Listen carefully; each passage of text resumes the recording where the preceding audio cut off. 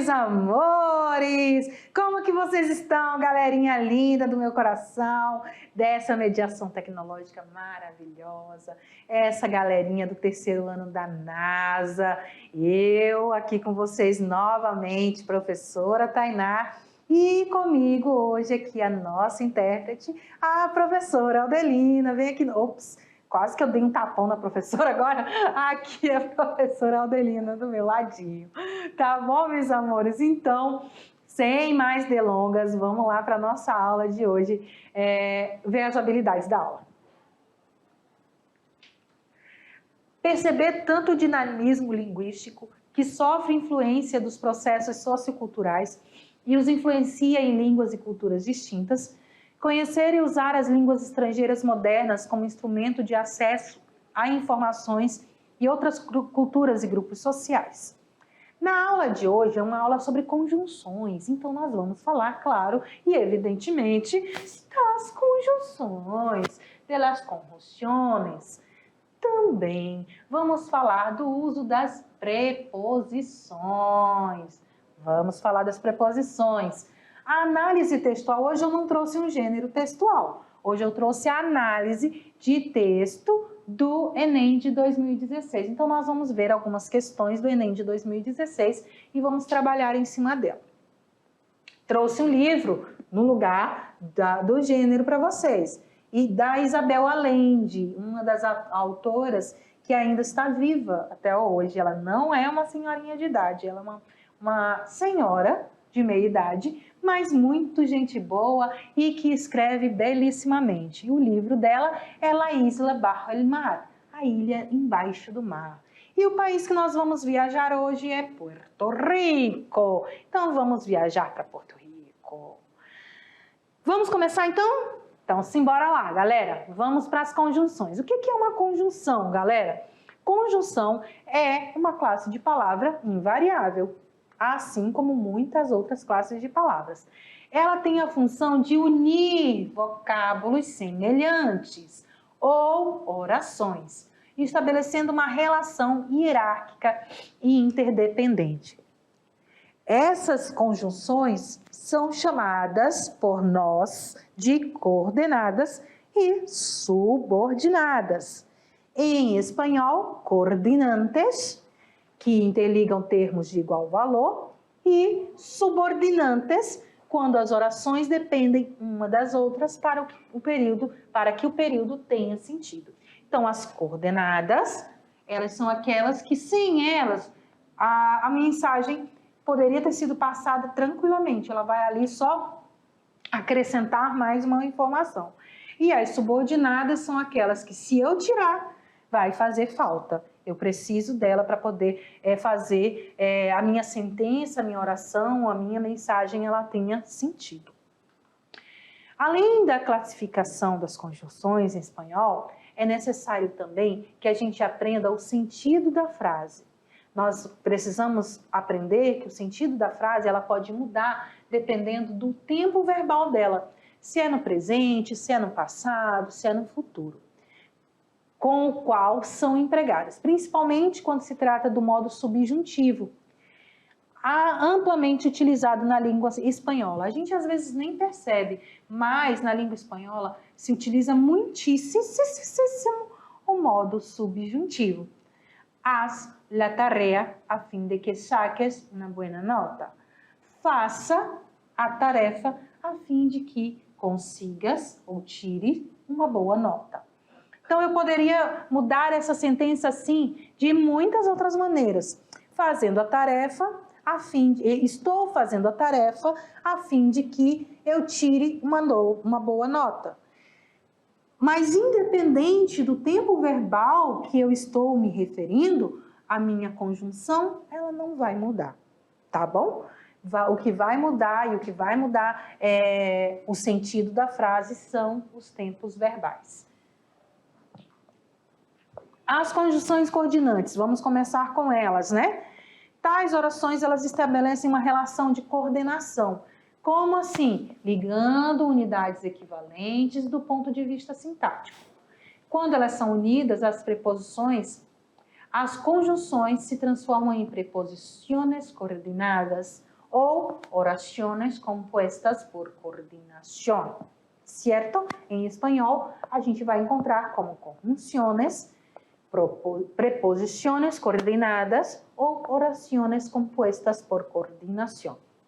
As conjunções coordenantes são classificadas com base no tipo de relação que ela estabelece para unir esses dois termos. Ou seja, elas podem ser consecutivas, que vai ter ali uma consequência, copulativas, que vai fazer uma comparação, adversativa, disjuntiva, explicativas ou distributivas. Professora, como é que eu vou saber cada uma delas? Vamos descobrir ali quais são aquelas palavras mais comuns entre cada uma dessas conjunções. Nas copulativas, nós temos i, vamos mudar de cor aqui, né? Vamos mudar aqui para o branco. I, e, ni, que. Esse para as copulativas, certo? Para as disjuntivas, o, ora, bien. Para as adversativas, mas, perro, sino, sin embargo. Para as distributivas é aquela ou isso ou aquilo, já, bien, ora, pues, e assim sucessivamente. E as explicativas, es decir, esto es. O nome já diz tudo, né? Explicativas. Mas para que a gente fixe melhor, vamos ver com exemplos. Nada melhor do que a gente ver exemplos para a gente poder entender melhor as coisas que a gente fala, né? Então vamos lá. As copulativas, elas vão unir significados. E são elas i, ni e que. Não compro los livros ni los cuadernos. Eu não compro os livros nem os cadernos. Então eu estou dizendo ali, eu estou copulando, fazendo uma união de significados. Nem isso, nem aquilo. Não compro nenhum, nem outro. As disjuntivas. As disjuntivas, elas apresentam duas ideias opostas que se excluem. Ou seja, há algo que eu falo, mas que se acontecer outra coisa vai excluir o que eu falei primeiro. Uma exclui a outra. O é a conjunção disjuntiva por excelência. Como assim por excelência? Ele é traduzido para o nosso português como ou. Ele é por excelência por quê? Porque é ele que a gente pode usar com mais frases possíveis para indicar ideias opostas. Olha o nosso exemplo. Coge uma manzana ou uma pera. Pegue uma maçã ou uma pera. Eu não disse que pode pegar os dois. Eu disse que deve pegar um ou outro, tá? Se ela pegar a pera, não pega a maçã. Se pegar a maçã, não pega a pera. Coge uma manzana ou uma pera. Adversativa. Conjunções que promovem correção ou matização entre elementos. Mais especificamente, a segunda oração unida com conjunção corrige a ideia da primeira oração. Normalmente, ela vai utilizar ali para fazer uma correção do que foi falado antes, ou ainda dar uma acalmada na ideia que foi também falada antes. Me gusta los livros, pero también las películas. Eu gosto dos livros, mas, porém, contudo, todavia, entretanto, eu também gosto de filmes. Certo? Continuando com as coordenantes, as distributivas. As distributivas, elas são super fáceis também. Elas vão indicar o quê? Alternância ou escolha. Só que diferente que a gente falou aqui anteriormente, da disjuntiva, que ela vai excluir uma ideia, né? Ela vai excluir uma. A distributiva não, ela vai usar pares para indicar distribuição ou alternância. Ele vai dizer que você pode fazer isso ou aquilo e vai fazer essa comparação, tá? Como assim, professora? Eles podem usar o, bien, bien, ya, ya, ora, ora. Por exemplo, já em la pobreza, já em la riqueza, somos dois. Olha que bonito.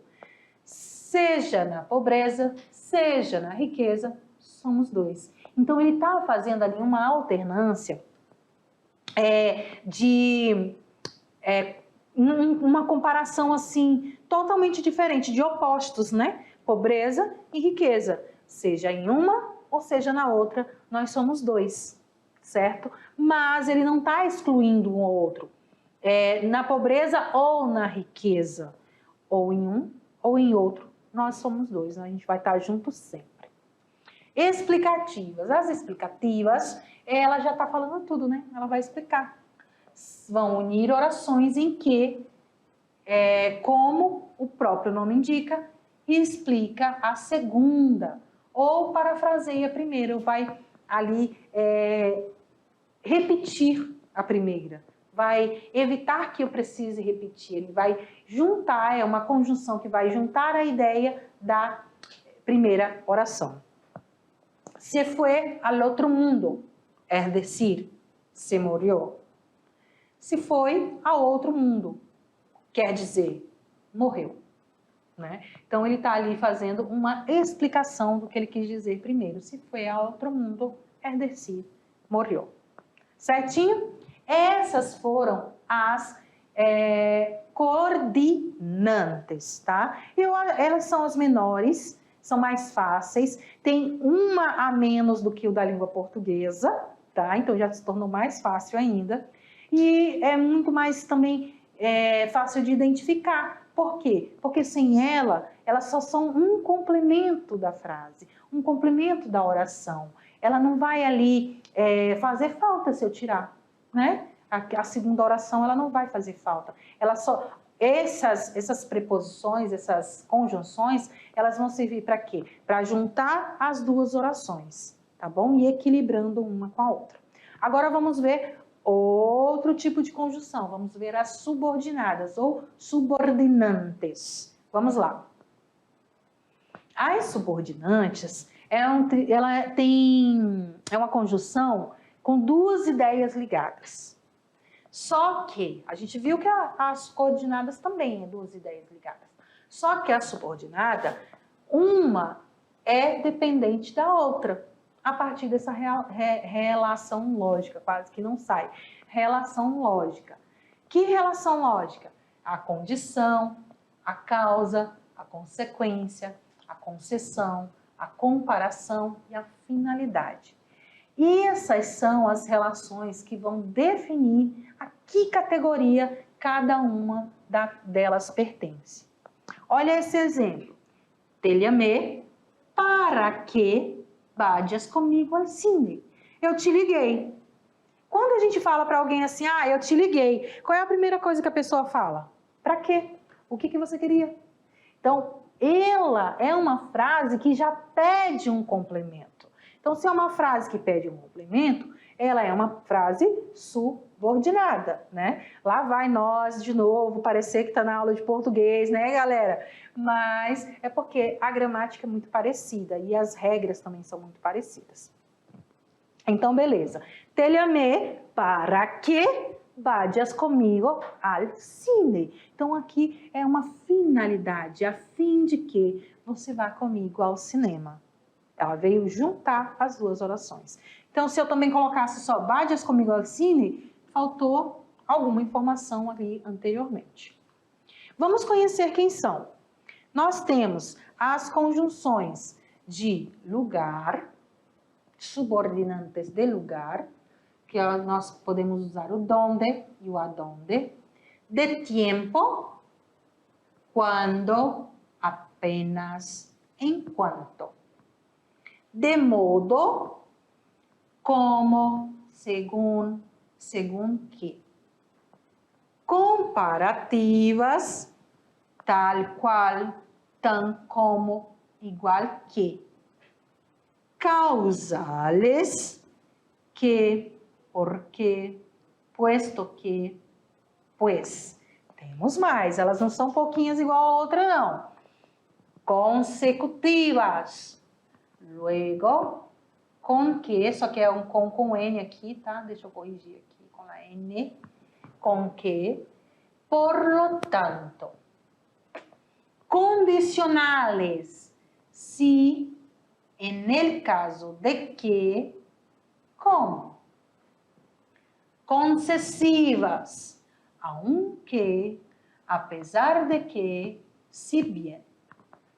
Finales. A que, para que e para.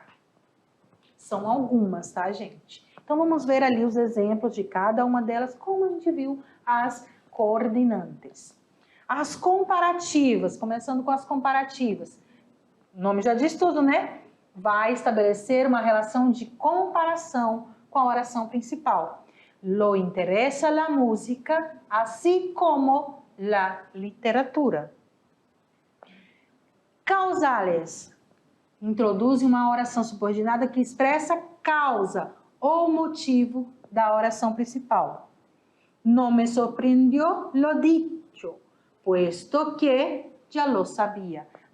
Não me surpreendeu o que ele disse, porque eu já sabia.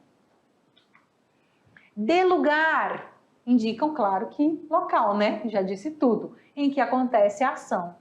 Salió por donde entrou. Saiu por onde entrou.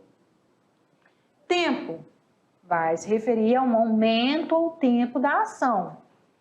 Quando leía, le temblavam las manos. Aí você pode observar, tá vendo aqui que veio nessa oração subordinada a conjunção na frente?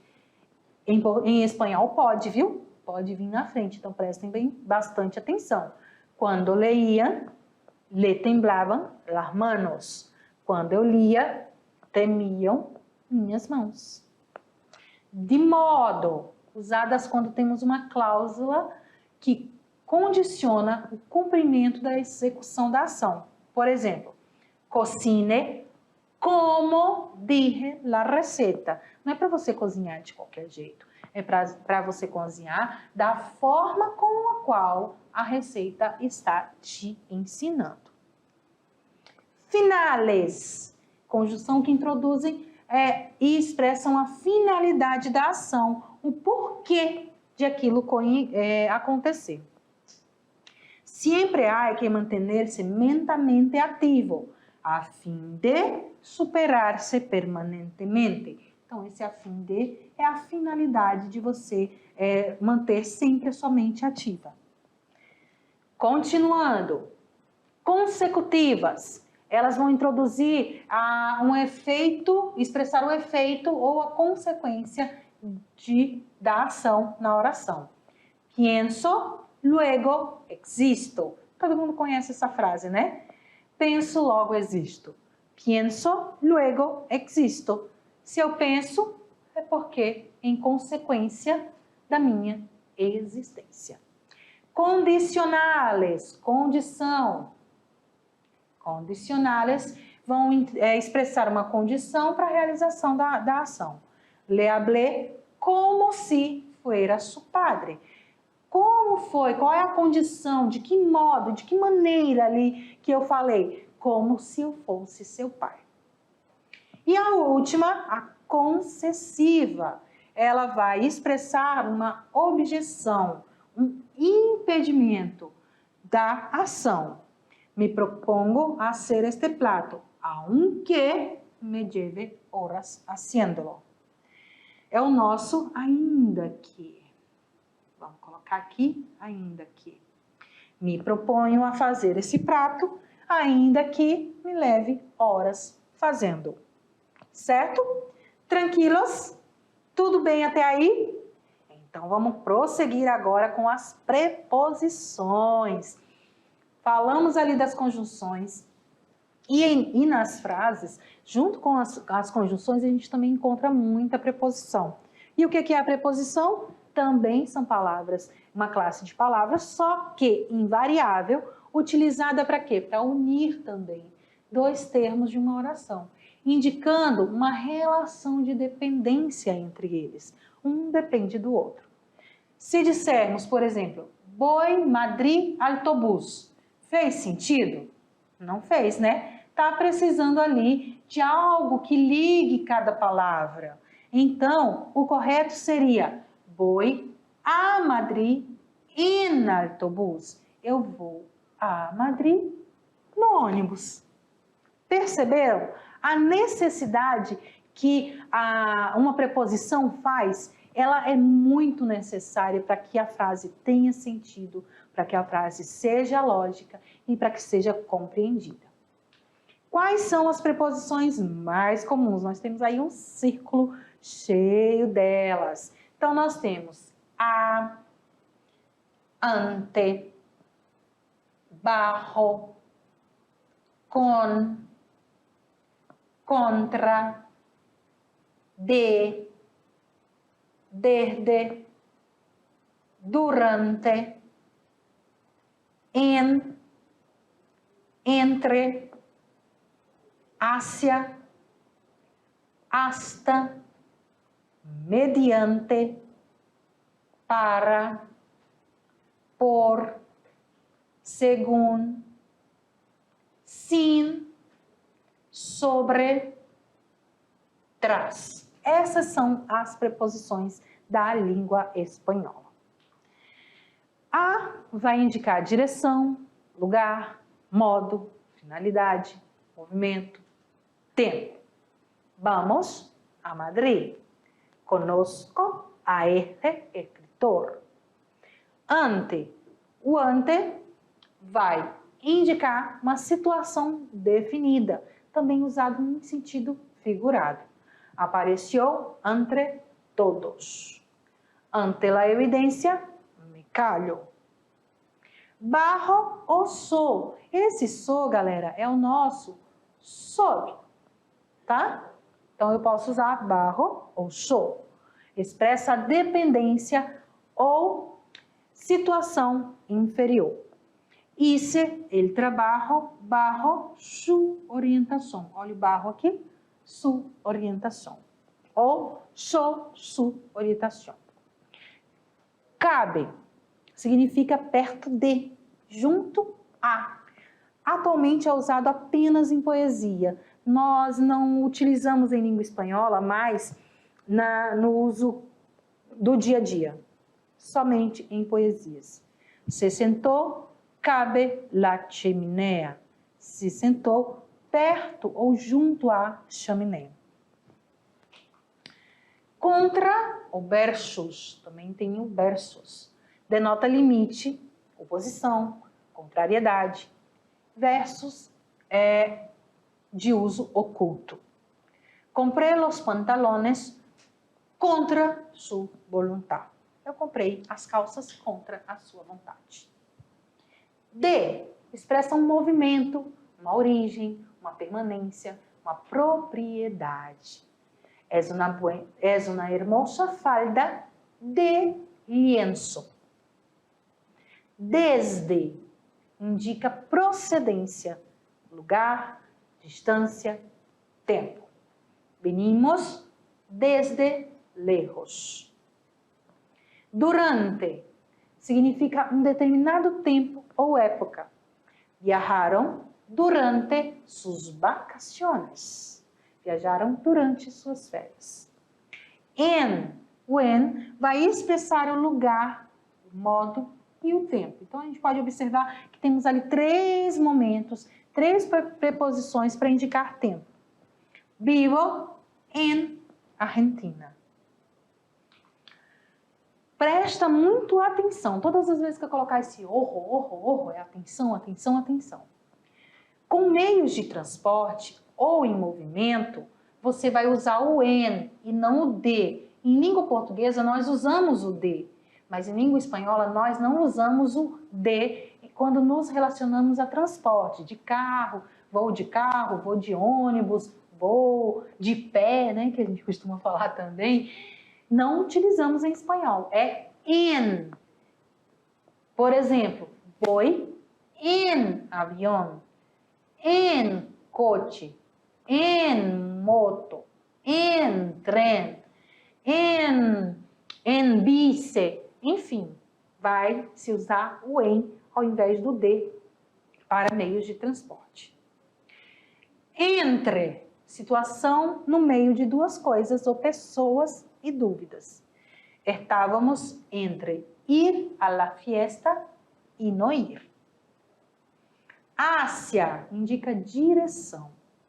Vamos hacia el sur de Espanha. Não confundam o hacia com o hasta. O hasta é o limite. O hacia é direção e o hasta, limite. Trabajé hasta las 7. Certo? Trouxe para vocês ali a tradução das preposições. Do espanhol para o português. A é o nosso a craseado. Ante, diante. Bajo, sob. Com. Contra, contra. De. Desde, durante, en, entre, hacia, em direção a, hasta, até, mediante ou por meio de, para, por, segundo, sim, galera, não é o sim, viu? Sim é sem, sobre,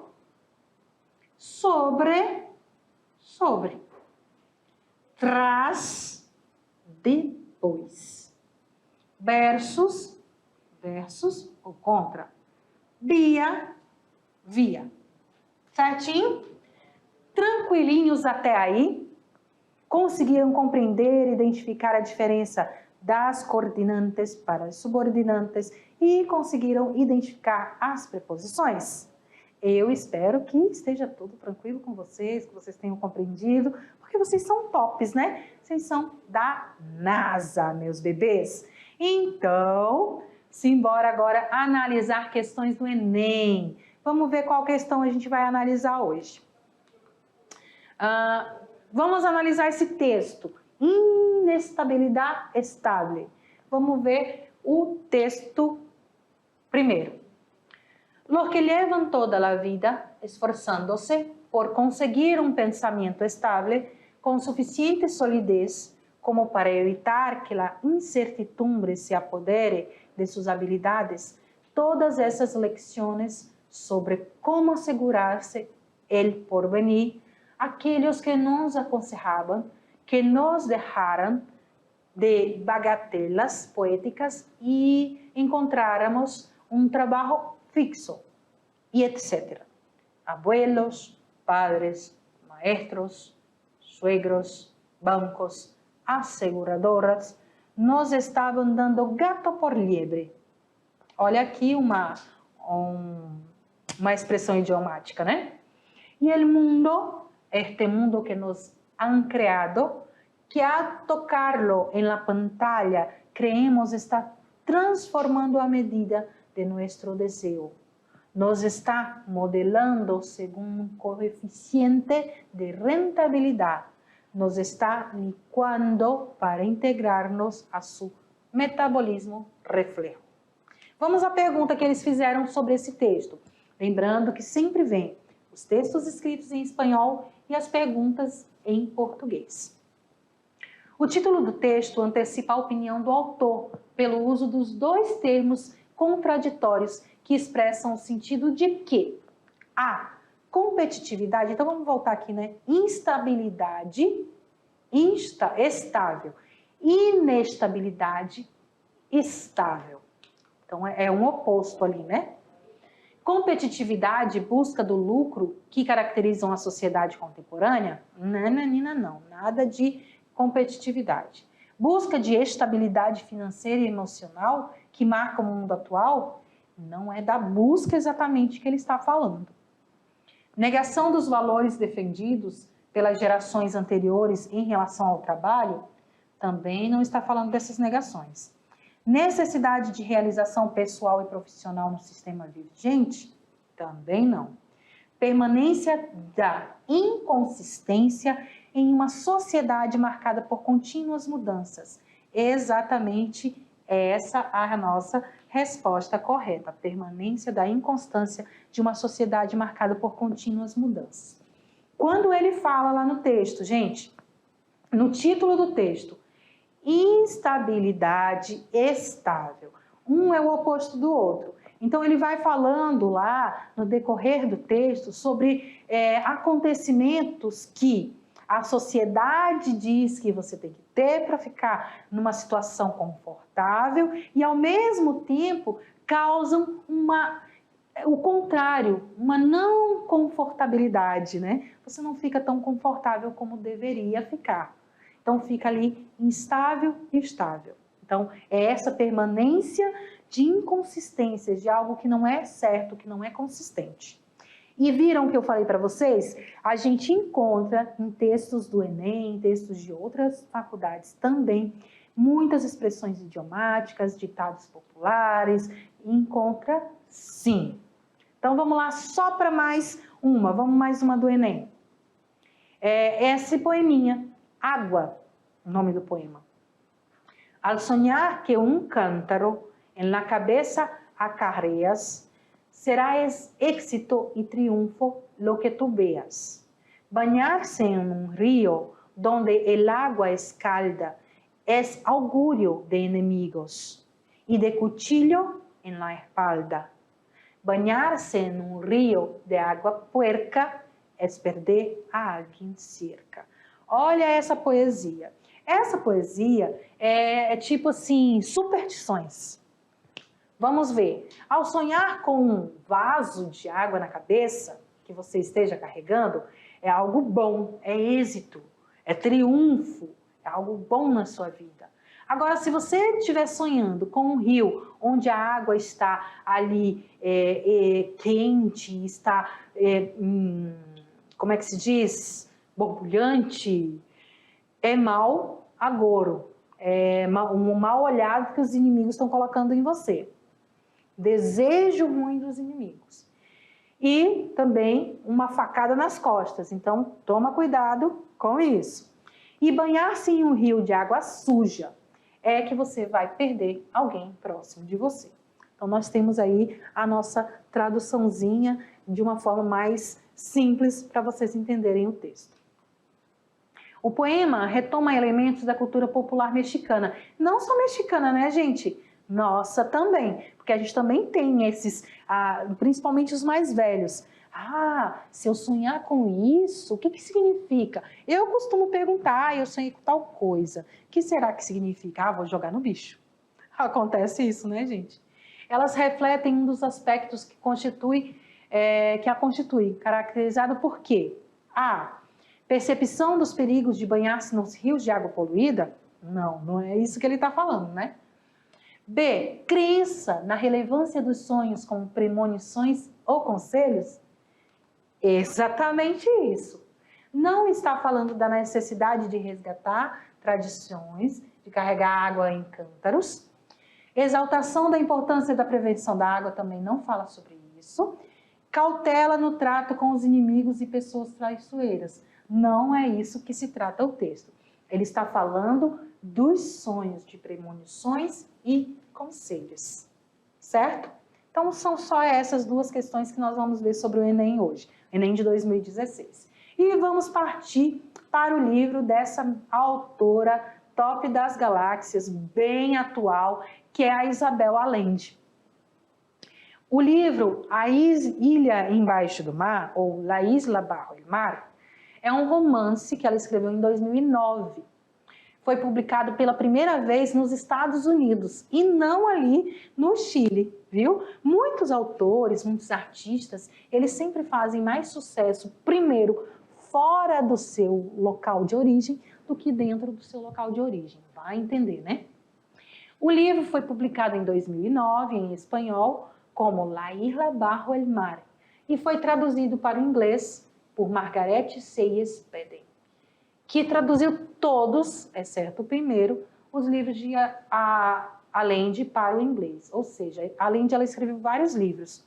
E essa Margaret foi quem traduziu todos eles, menos o primeiro. O que esse livro trata? Ele vai falar da história que se passa na duração da Revolução Haitiana. A história começa na ilha de São Domingo, no final do século XVIII. Zarité, conhecida como Tété, é filha de uma mãe africana que ela nunca conheceu e um dos marinheiros brancos que a escravizaram. Quando jovem, a Tété é comprado um Violette, uma cortesã mestiça, em nome de Toussaint Valmori, ou seja, essa mulher, essa Violette, comprou a Tété porque ela era escrava. Em francês, que herdou a plantação de açúcar do seu pai. Valmorian sonha com sucesso financeiro e é moralmente sem oposição à escravidão.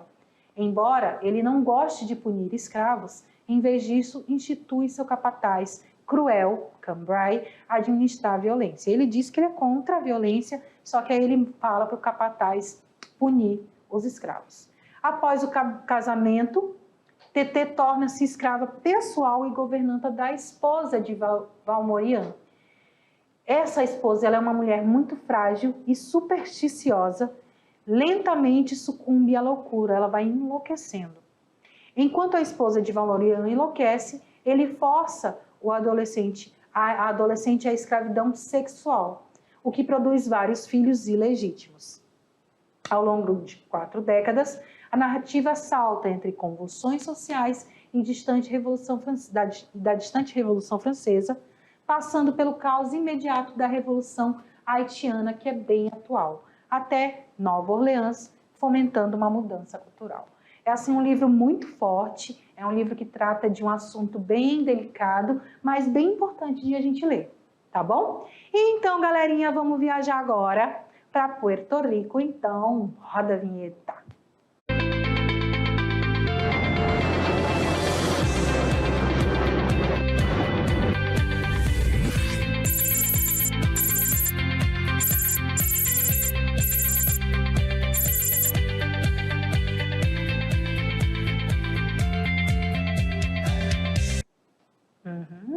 Galerinha, pousamos em Puerto Rico! Vamos conhecer então agora alguns detalhezinhos de Porto Rico. Tem um bem especial que eu vou contar já para vocês. Ele é um território sem personalidade jurídica. Vamos começar logo contando o que eu quero dizer. Cujo nome oficial é Estado Livre Associado de Porto Rico. Eu pensava que eu estava com o marca-texto e não com o lápis. Vamos lá. Sua capital e a sua maior cidade também é San Juan. Só que o seu presidente, quem é? É o presidente dos Estados Unidos, Joe Biden, atualmente, né? Embora não seja um estado, é como se ele fosse a 51ª unidade federativa dos Estados Unidos. Ele não é um estado dos Estados Unidos, é um país. É um território, mas ele não tem essa personalidade jurídica. Ele é um estado livre, porém ele está ligado aos Estados Unidos. Os porto-riquenhos possuem um governador, mas o presidente é aquele lá da Casa Branca. Porto Rico foi conquistado pela Espanha em 1493, depois da Guerra Hispano-Americana. E aí, os Estados Unidos cedeu Porto Rico para a Espanha em 1800. A Espanha cedeu, é o oposto, cedeu Porto Rico em 1898 para os Estados Unidos. Deu de presente para ele. As línguas oficiais, claro que são inglês e espanhol. Um dos passatempos prediletos da população é algo totalmente errado, que é a briga de galo. Porto Rico é o maior exportador de rum do mundo e a moeda local é o dólar norte-americano. Apesar de Porto Rico quem responder como presidente ser o Joe Biden, nas eleições, uma super curiosidade, Porto Rico não vota para a presidência dos Estados Unidos, tá bom? Então, galerinha, chegamos ao final dessa aula. Um grande beijo para vocês e nós nos vemos na próxima aula.